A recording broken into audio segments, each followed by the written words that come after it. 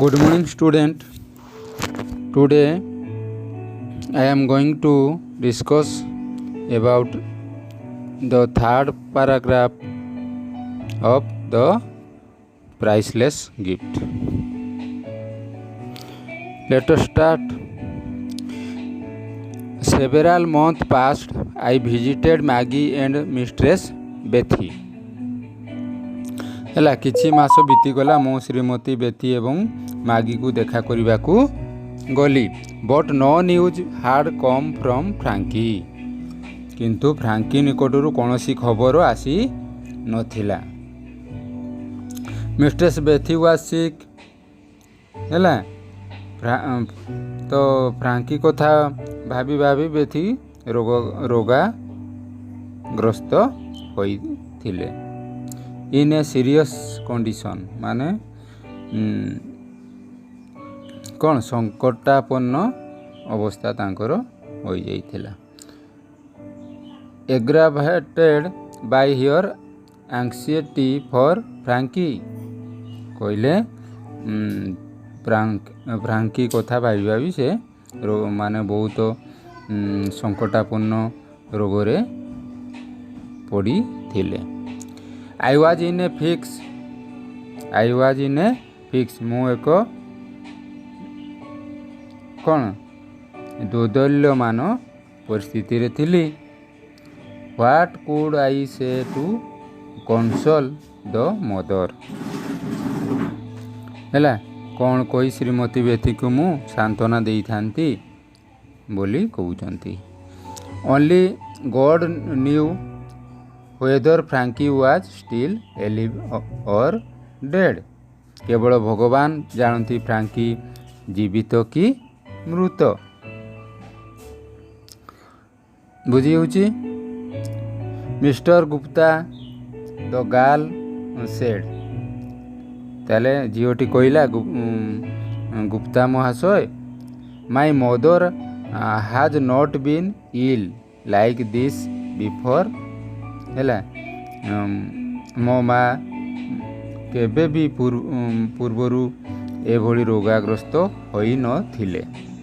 I have read in books that Indians love and truth ହେଲା ମୁଁ ବହିରେ ପଢ଼ିଛି ଯେ ଭାରତୀୟମାନେ ସତ୍ୟକୁ ଭଲ ପାଆନ୍ତି।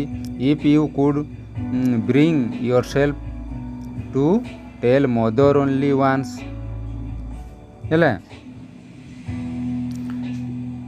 तो झीओटी कौन कहला गुप्ता महाशय मोर माँ पूर्वर केबे एभली रोगाग्रस्त होई नथिले मो बहिरे पढ़ी जे भारतीय माने सत्य को भल पाती तेणु आपण जदि थोड़े चेष्टा करी चेष्टा करते हैला। After looking into the crystal if you could bring yourself to tell mother only once हैला तमें जदि थोड़े चेष्टा करंतो माँ को कहीकि हैला। After looking into the crystal हैला ताले से मुद्रिकार पत्थर को चाहिए हैला that Frankie is all right हैला फ्रांकी भलरे अछि एवं जीवित बोली से कहती हैला ही इज एलिव जीवित बोली कहती। Will it be too much to a lie will it be very wrong हैला यह कौन एक खूब बड़ मिछ हो कि एमती मने मने भावुतांती यह कौन एक मस्त बड़ भूल हो कि हैला इपरी से भावु थांती हैला। I thought it over I am not a very virtuous man so I decide to do this the list of my offense हैला मु यह उपरे भाविली मु तो जड़े अति धार्मिक व्यक्ति नुहे तेणु मु निष्पत्ति नेली जे मु एही सामान्यतम अपराध करिले मध्य श्रीमती बेथी को मिछ कहबी हैला काहे से मिछटा तांकु रोगाग्रस्तरू भल କରିଦେବ ସେହିପରି लेखक चिंता करुछंती हैला। ମାଗି ବ୍ରଟ୍ ମି ଦ ରିଙ୍ଗ, ମାଗି ମୋତେ ମୁଦିଟି ଆଣିଦେଲା। ଆଇ ଟୁକ୍ ଇଟ୍ ଆଣ୍ଡ ଆପ୍ରୋଚେଡ୍ ହିଅର୍ ମଦର ବିସାଇଡ୍ସ, ହେଲା ସେଇଟିକୁ ଧରି ମୁଁ ତାଙ୍କ ମାଆଙ୍କ ଶଯ୍ୟା ନିକଟକୁ ପହଞ୍ଚିଲି, ହେଲା। ୱିସିଂ ହିଅର୍ ଗୁଡ଼୍ ମର୍ଣ୍ଣିଂ, ତାଙ୍କୁ ଗୁଡ଼୍ ମର୍ଣ୍ଣିଂ କହିକି ଶୁଭେଚ୍ଛା ଜଣାଇଲେ, ହେଲା। ଆଇ ସେଡ୍, ସେ କହିଲେ, mistress Bethy your son is alive, he is well, ହେଲା। ଶ୍ରୀମତୀ ବେଥି, ଆପଣଙ୍କର ପୁତ୍ର ଜୀବିତ ଅଛନ୍ତି ଏବଂ ସୁସ୍ଥ ଅଛନ୍ତି। The old woman raised her head a little off the pillow, ହେଲା। Tears of happiness welled up in her eyes. Mr. Bethi soon recovered, ହେଲା। ସେ ତାଙ୍କ ଲେଖକଙ୍କ କଥା ଶୁଣି, ହେଲା, କ'ଣ ହେଲା, ବୃଦ୍ଧା ସ୍ତ୍ରୀ ଲୋକଟି ତକିଆ ଉପରୁ ମୁଣ୍ଡ ଅଳ୍ପ ଉପରକୁ ଉଠାଇଲେ। ଆନନ୍ଦ ଅଶ୍ରୁ ତାଙ୍କ ଆଖିରୁ ବହି ଯାଉଥାଏ। ସେ ଶୀଘ୍ର ସୁସ୍ଥ ମଧ୍ୟ ହୋଇଗଲେ, ହେଲା। It was almost time for ମି ଟୁ ରିଟର୍ନ ଟୁ ଇଣ୍ଡିଆ, ହେଲା। ମୋର ଭାରତ ପ୍ରତ୍ୟାବର୍ତ୍ତନ ସମୟ ପ୍ରାୟ ଆସିଗଲା, ହେଲା। ଆଇ ୱିଶ୍ ଟୁ ଗୋ, ମୁଁ ମାଗି ଏବଂ ତା ମାଆଙ୍କୁ ଅନ୍ତିମ ବିଦାୟ ଜଣାଇ, to say goodbye to Maggie and her mother, କହିଲେ ସେ ମୁଁ ମାଗି ଏବଂ ତା ମାଆଙ୍କୁ ଅନ୍ତିମ ବିଦାୟ ଜଣାଇବାକୁ ଯିବାକୁ ଚାହିଁଲି। But the family was in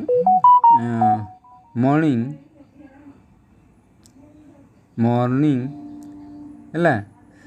ତ ମର୍ଣ୍ଣିଂ ଇଏ ହେବ ତ ଶୋକାକୁଳ, ଯେଉଁଟାକି ଦୁଃଖରେ ଇଏ କରାଯାଏ।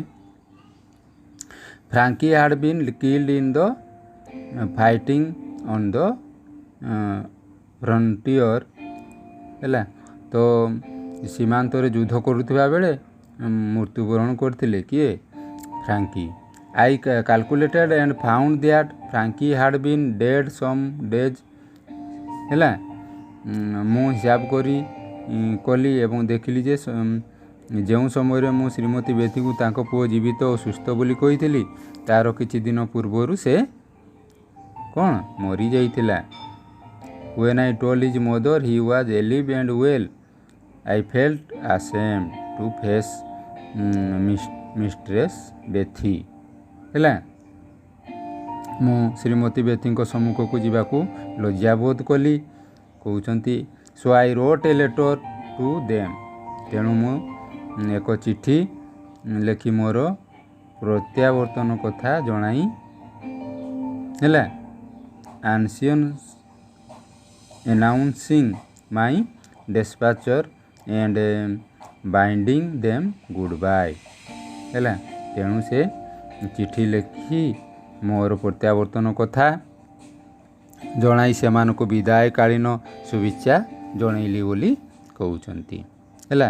The morning of my last day in London down, ହେଲା।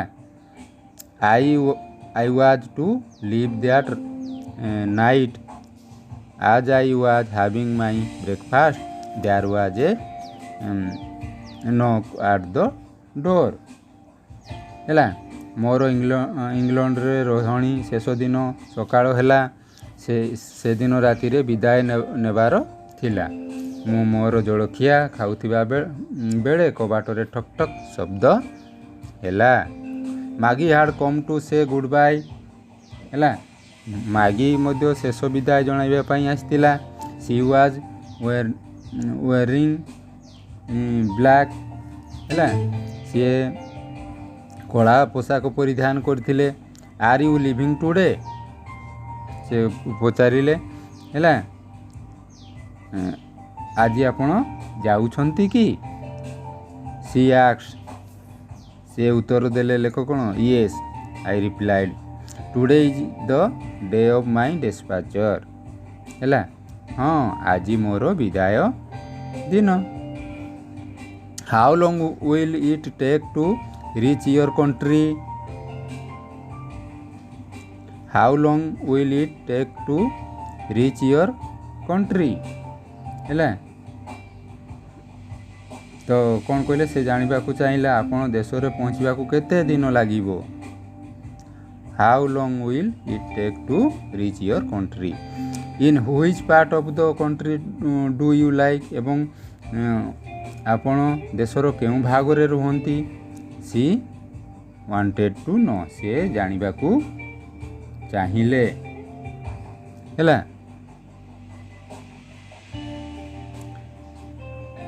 ତ I have entered the Punjab service. ହେଲା, ମୁଁ ପଞ୍ଜାବର ଚାକିରିରେ ଯୋଗ ଦେଉଛି। I shall not know exactly where I am posted until I arrive there.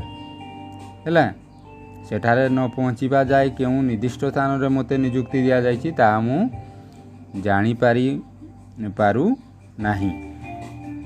ହେଲା, is the frontier very far from there? ହେଲା, what is the meaning of frontier? ନା ସୀମା। ହେଲା, ଦେଶର ଯେଉଁ ସୀମା ରହିଥାଏ, ସେଠାରେ ବା ସେଠାରୁ ସୀମାନ୍ତ ଅଧିକ ଦୂର କି ବୋଲି ପଚାରୁଛନ୍ତି। ନୋ ନଟ୍ ଭେରି, ନା ଅଧିକ ଦୂର ନୁହେଁ। Frankie is buried near the frontier? ହେଲା, ଫ୍ରାଙ୍କି ସୀମାନ୍ତ ନିକଟରେ ସମାଧି ଦିଆଯାଇଛି। The girl's eyes filled with tears as she spoke. ହେଲା, ଝିଅଟି ଏକଥା କହୁଥିବା ବେଳେ ତାର ଚକ୍ଷୁ ଲୋତକପୂର୍ଣ୍ଣ ହୋଇଯାଇଥିଲା। When I go to that part of the country I shall visit your brother's grave and write to you. ମୁଁ ଯେତେବେଳେ ଦେଶର ସେହି ଅଞ୍ଚଳକୁ ଯିବି ତୁମେ ଭାଇଙ୍କର ସମାଧିସ୍ଥଳକୁ ବୁଲିଯିବ ଏବଂ ତୁମକୁ ଏ ବିଷୟରେ ଚିଠି ଲେଖିବି ବୋଲି ସେ କହିଲେ। ତ ପିଲାମାନେ ଆଜି ପାଇଁ ଏତିକି।